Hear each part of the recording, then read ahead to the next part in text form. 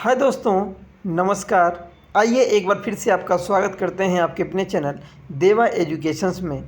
उम्मीद करते हैं कि ये एग्ज़ामपुर के विवेक सर वाली आपकी ग्रामीण परिवेश की जो ये 50 प्रैक्टिस सेट की सीरीज जो हम ला रहे थे, उस प्रैक्टिस सेट में आज लास्ट सेकंड वीडियो ला रहे हैं। मतलब कि ये वीडियो नंबर 15 होगी और कल 16वीं वीडियो आएगी और इस 16 वीडियो में हम इस 50 प्रैक्टिस सेट को कवर कर रहे होंगे।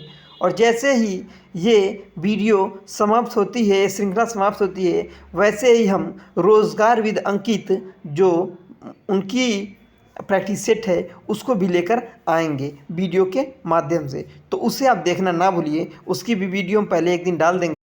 तो चलिए आज प्रैक्टिस नंबर 45, 46, 47 और 48 मतलब कि 45, 46, 47 और 48 ये प्रैक्टिस सेटों की बात करेंगे। तो चलिए देर न करते हुए आगे बढ़ते हैं और प्रैक्टिस सेट नंबर 45 आपके स्क्रीन पे आ चुका है। पहला क्वेश्चन है, आधुनिकीकरण में मानव मन के किस दृष्टिकोण में परिवर्तन किया है मेरे दोस्तों?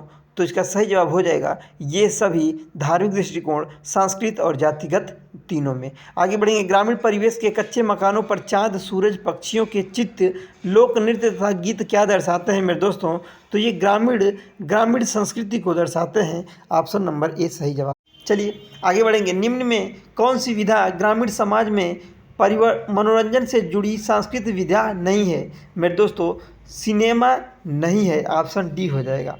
आगे बढ़ेंगे, जनगणना 2011 के अनुसार निम्न में सर्वाधिक जनघनत्व वाला जिला कौन है मेरे दोस्तों? ज़्यादा पूछ रहा है इसलिए गाजियाबाद हो जाएगा, अगर निम्न पूछता तो जालौन हो जाता, लेकिन सही जवाब गाजियाबाद। आगे बढ़ेंगे, ग्रामीण समाज से संबंधित निम्न कथनों में से सही को चिन्हित कीजिए। सही जवाब हो जाएगा, एक सामाजिक समूह या वर्ग में निरंतर बदलाव नहीं होता है मेरे दोस्तों। ग्रामीण जो जीवन होता है उसमें बदलाव नहीं होता है। आगे बढ़ेंगे, इंदिरा आवास योजना जो एक केंद्र समर्पित योजना है का राज्य सरकार के साथ लागत सहभाजन क्या अनुपात है? आपको पता होगा केंद्र सरकार 75% देती है और वहीं राज्य सरकार 25% रुपये देती है, तो अनुपात हो जाएगा 75 और 25 का। 75 आपका कौन देती है? केंद्र देती है और 25 आपकी राज्य सरकार। आगे बढ़ेंगे, भारतीय राष्ट्रीय कांग्रेस के इलाहाबाद अधिवेशन की अध्यक्षता किसने की थी मेरे दोस्तों? जॉर्ज यूले ने की थी। ऑप्शन नंबर बी इसका बिल्कुल सही जवाब हो जाएगा। आगे बढ़ेंगे, जनगणना 2011 के अनुसार क्वेश्चन नंबर 8, जनगणना 2011 के अनुसार अनुसूचित जनजातियों में लिंगानुपात तो क्या है? अनुसूचित की पूछ रहा है तो इसका लिंगानुपात हो जाएगा 591, ऑप्शन बी। आगे बढ़ेंगे, उत्तर प्रदेश के भौगोलिक क्षेत्र में सम्मिलित नहीं है। क्वेश्चन नंबर 10 देखिए क्या क्वेश्चन पूछ रहा है। क्वेश्चन पूछ रहा है कि उत्तर प्रदेश के भौगोलिक क्षेत्र में सम्मिलित नहीं है, तो नीलगिरी की पहाड़ी इसमें सम्मिलित नहीं है। आगे बढ़ेंगे, उत्तर प्रदेश में सामाजिक वानिकी योजना कब शुरू हुई मेरे दोस्तों? सामाजिक वानिकी योजना जो हुई 1976 में हुई। Option number B. आगे बढ़ेंगे, उत्तर प्रदेश का प्रथम वन ग्राम कहाँ स्थित है? तो सही जवाब हो जाएगा इसका सही जवाब हो जाएगा ऑप्शन नंबर ए, सोनभद्र में। फुलहर झील भारत के किस राज्य में स्थित है?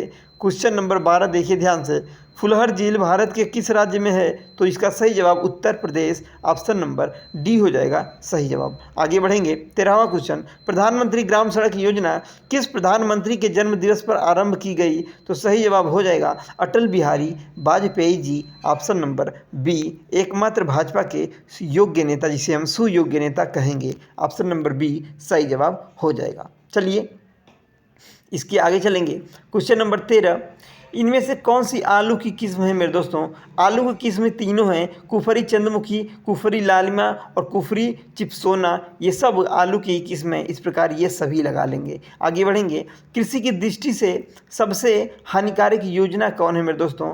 तो सबसे हानिकारक, अगर सबसे ज़्यादा हानि हुई कृषि को तो वो आपकी हुई थी नौवीं परियोजना में। आगे बढ़ेंगे, द्वितीय पंचवर्षीय योजना का प्रारूप किसने तैयार किया था मेरे दोस्तों? तो सही जवाब हो जाएगा पीसी महालनोबिस ने। आगे बढ़ेंगे, क्वेश्चन नंबर 17, रवि फसल की समाप्ति का समय है। अब देखिए रवि फसल समाप्ति के समय पे है मार्च अप्रैल, इसका सही जवाब हो जाएगा। आगे बढ़ेंगे, क्वेश्चन नंबर 18, आलू के उत्पादन में प्रथम राज्य कौन है मेरे दोस्तों? तो सही जवाब हो जाएगा उत्तर प्रदेश। आगे बढ़ेंगे, 19वां क्वेश्चन, एक कचवांशी किसके बराबर होता है? एक कछवांशी 20 उनवांशी के बराबर होता है। Option number A. आगे बढ़ेंगे, किस सत्याग्रह में सरदार वल्लभ भाई पटेल को सरदार की उपाधि मिली थी? तो बारदोली सत्याग्रह में महिलाओं ने इन्हें सरदार की उपाधि दी थी। Option number C. आगे बढ़ेंगे, मोपला विद्रोह किससे संबंधित है? तो ये आपका मुसलमानों से संबंधित है, तो याद रख लीजिए मालवाड़ तट मतलब केरल के मुस्लिम किसानों से संबंधित है मोपला विद्रोह। और बढ़ेंगे 22वें क्वेश्चन की तरफ। ओटीएस योजना के तहत यदि कोई व्यक्ति एक मुश्त पैसा देना चाहता है तो उसे कितने प्रतिशत की छूट दी जाएगी मेरे दोस्तों? तो 2% की उसे छूट दी जाएगी अगर आप ओटीएस योजना के तहत एक मुश्त पैसा जमा करना चाहते हैं तो आपको 2% की छूट मिलेगी। ऑप्शन नंबर सी सही जवाब। आगे बढ़ेंगे, कुछ 23वां क्वेश्चन। महामाया गरीब आर्थिक मदद योजना किस राज्य की योजना है मेरे दोस्तों? ये आपकी उत्तर प्रदेश की योजना है महामाया योजना। ठीक, चलिए आगे बढ़ेंगे 24वें क्वेश्चन की तरफ। अगर प्रथम ऑनलाइन पशुगणना की बात की जाए तो ये आपकी 20वीं पशुगणना ऑनलाइन हुई है। Option number D. आगे बढ़ेंगे, वर्ष 2012 की तुलना में वर्ष 2017 में पशुधन में कितने प्रतिशत की वृद्धि हुई मेरे दोस्तों? तो बढ़ोतरी जो हुई, इसका सही जवाब हो जाएगा ऑप्शन नंबर बी 4.6%। आगे बढ़ेंगे और इस प्रकार 25 प्रैक्टिस सेट 25 क्वेश्चन पूरा होता हुआ और 45वां प्रैक्टिस सेट आपका पूरा हो चुका है। अब बढ़ेंगे 46वें प्रैक्टिस सेट की तरफ मेरे दोस्तों और 47 इसके बाद 48 4 practice set 3 practice set live हुए हैं। आगे बढ़ेंगे, निम्न में कौन सी फसल दलहन व तिलहन दोनों में आती है मेरे दोस्तों? सोयाबीन का तेल भी आता है और सोयाबीन खाया भी जाता है कच्चा। आगे बढ़ेंगे, जवाहरलाल नेहरू ने राजस्थान के नागौर जिले में सर्वप्रथम कब पंचायती राज का शुभारंभ किया था मेरे दोस्तों? इसका सही जवाब हो जाएगा 2 अक्टूबर गांधी जयंती 1959 को। आगे बढ़ेंगे, ऑपरेशन फ्लड का तीसरे चरण का समय क्या था मेरे दोस्तों? तो इसका जो चरण तीसरा था वो था 1985 से 1995। आगे बढ़ेंगे, भारत में योजना आयोग की स्थापना कब हुई मेरे दोस्तों? सही जवाब सन 1950 में, जिसका नाम बदल गया नीति आयोग बना दिया गया। आगे बढ़ेंगे, निम्न में कौन सा धर्म से संबंधित व्यवहार नहीं है? ईश्वर पूजा है, तीर्थ यात्रा है, बलि भी है, लेकिन बाल विवाह यह धर्म से व्यवहार नहीं रखता है, तो बाल विवाह सही जवाब हो जाए। पंचायती राज व्यवस्था को सुदृढ़ बनाने में कौन सा संविधान संशोधन किया गया मेरे दोस्तों? तो ये संविधान संशोधन था 81वां संविधान संशोधन। Option number C. आगे बढ़ेंगे, किस संविधान संशोधन द्वारा नगर पालिकाओं को संवैधानिक दर्जा प्रदान किया गया मेरे दोस्तों? सही जवाब हो जाएगा 74वां संविधान संशोधन। वहीं अगर बात की जाए 73वें संविधान संशोधन की तो ये आपका पंचायती राज से संबंधित होगा 73वां। आगे बढ़ेंगे, 8वां क्वेश्चन, किस समिति ने चतुर्थ स्तरीय पंचायत व्यवस्था का सुझाव दिया था मेरे दोस्तों? याद रखिए 2 अक्षर होंगे तो 2 स्तरीय, 3 अक्षर होंगे तो 3 स्तरीय और 4 स्तर मतलब GBK राव 4 अक्षर है तो समिति नहीं लेंगे, मतलब GBK राव। देखिए कितनी है, 4 अक्षर है तो चौथी जो सुझाव दिया था वो यही जवाब हो जाएगा, ऑप्शन नंबर बी। आगे बढ़ेंगे, ऑपरेशन फ्लड के सूत्रधार कौन है मेरे दोस्तों? सही जवाब इसका हो जाएगा ऑपरेशन फ्लड का सूत्रधार वर्जिन कुरियन। आगे बढ़ेंगे, निम्नलिखित में कौन सा व्यवहार नैतिकता से संबंधित है मेरे दोस्तों? तो सही जवाब इसका हो जाएगा, इसका सही जवाब सदाचार हो जाएगा। आगे बढ़िए, रैयतवाड़ी व्यवस्था का खाका किसने तैयार किया मेरे दोस्तों? तो इसका भी सही जवाब हो जाएगा मेरे दोस्तों, जो खाका तैयार किया था वो किया था अलेक्जेंडर रीड ने किया था, अलेक्जेंडर रीड ने। एक डिसमल किसके बराबर होता है मेरे दोस्तों? तो ये 435.6 वर्ग फीट के बराबर होता है और 0.004 हेक्टेयर के भी बराबर होता है। इस प्रकार ऑप्शन डी हो जाएगा। आगे बढ़ेंगे, मध्याह्न भोजन कार्यक्रम के अंतर्गत मध्याह्न भोजन के पकाने परोसने उपभोग में स्वच्छता का ध्यान रखने के लिए जांच पड़ताल कितनी आवृत्ति पर करनी चाहिए मेरे दोस्तों? दैनिक की जानी चाहिए। आगे बढ़ेंगे, पशुगणना 2017 के अनुसार देश में कुल भैंसों की संख्या कितनी है मेरे दोस्तों? तो ये है 109.85 मिलियन, 109.85 मिलियन। सही जवाब ऑप्शन बी। पशुगणना 2017 के अनुसार वर्ष 2012 की तुलना में गधों की प्रतिशत वृद्धि कितनी है मेरे दोस्तों? ये जो तुलना हुई थी 2012 की तुलना में पशु जो गधा था वो कम हुआ है मेरे दोस्तों, ज़्यादा नहीं हुआ है, तो इसलिए आंसर माइनस में होगा और वो भी -6 -67% ऋणात्मक। ऑप्शन नंबर बी -67% की कमी आई है गधों की संख्या में। आगे बढ़ेंगे, सबसे अधिक मात्रा में केसर मिलता है। सबसे अधिक मात्रा में अगर केसर कहाँ मिलता है मेरे दोस्तों, क्वेश्चन नंबर 16 ध्यान से देखिए, तो केसर मिलता है जम्मू कश्मीर में। जम्मू कश्मीर में सबसे ज़्यादा केसर मिलता है। आगे बढ़ेंगे, भारत सहायता क्लब की स्थापना किस पंचवर्षीय योजना के दौरान की गई मेरे दोस्तों, तो इसका सही जवाब हो जाएगा भारत सहायता क्लब की स्थापना द्वितीय पंचवर्षीय योजना के तहत की गई। आगे बढ़ेंगे, वर्ष 1925 में कांग्रेस के कानपुर अधिवेशन की अध्यक्षता किसने की, सरोजिनी नायडू जी ने की। आगे बढ़ेंगे, वन रिपोर्ट 2019 किस क्रम की रिपोर्ट है मेरे दोस्तों, तो ये हर साल हर 2 साल पे होती है मेरे दोस्तों, आपको पता होगा। तो ये जो 2019 वाली है ये आपकी 16वीं क्रम की रिपोर्ट है, 16वीं नंबर की रिपोर्ट है मेरे दोस्तों। ऑप्शन नंबर सी इसका सही जवाब हो जाएगा। आगे बढ़ेंगे, 20वां क्वेश्चन, अंतर्राष्ट्रीय वन दिवस कब मनाते हैं मेरे दोस्तों, 21 मार्च को अंतर्राष्ट्रीय वन दिवस मनाते हैं।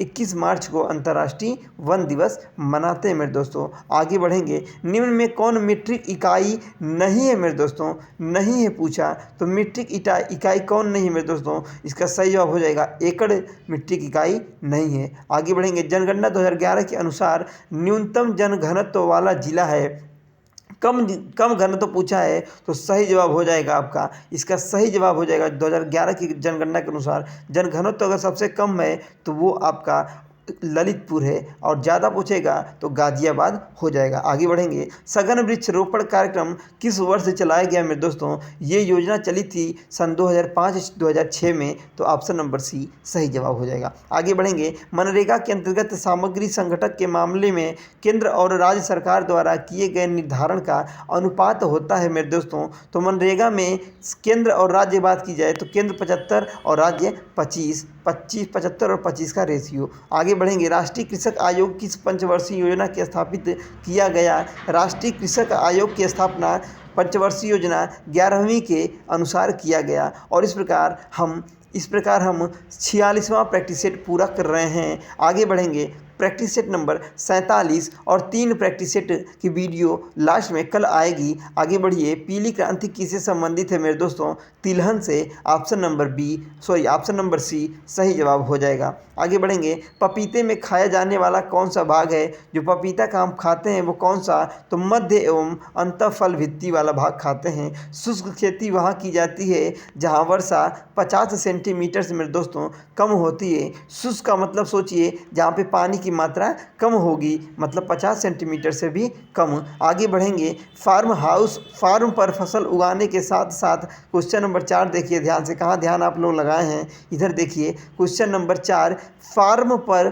फसल उगाने के साथ पशुपालन करना क्या कहलाता है मेरे दोस्तों, इसे हम मिक्स फार्मिंग कहेंगे। फसल के साथ पशुपालन भी हो रहा है। महलवाड़ी व्यवस्था किसके शासनकाल में लागू हुई, तो सही जवाब हो जाएगा लॉर्ड विलियम बेंटिंक। पंचायतों की अवधि कितनी होती है मेरे दोस्तों, तो ये 5 वर्ष होती है। पंचवर्षीय की पंचायतों की अवधि 5 वर्ष प्रथम अधिवेशन से शुरू हो गई। आगे बढ़ेंगे, किस संविधान संशोधन के तहत अरुणाचल प्रदेश में अनुसूचित जनजातियों के लिए पंचायत में आरक्षण संबंधी प्रावधान समाप्त कर दिया गया मेरे दोस्तों, तो ये संशोधन था 80 और 383वां संविधान संशोधन। आगे बढ़ेंगे, राष्ट्रीय डेयरी अनुसंधान संस्थान कहाँ है मेरे दोस्तों, तो करनाल हरियाणा में स्थित है। आगे बढ़ेंगे, क्वेश्चन नंबर 9, रैयतवाड़ी व्यवस्था कब बनाई गई मेरे दोस्तों, ये बनी थी 1700 मेरे दोस्तों, इसका सही जवाब हो जाएगा 1792 में। Option number B. गेहूं की रोटी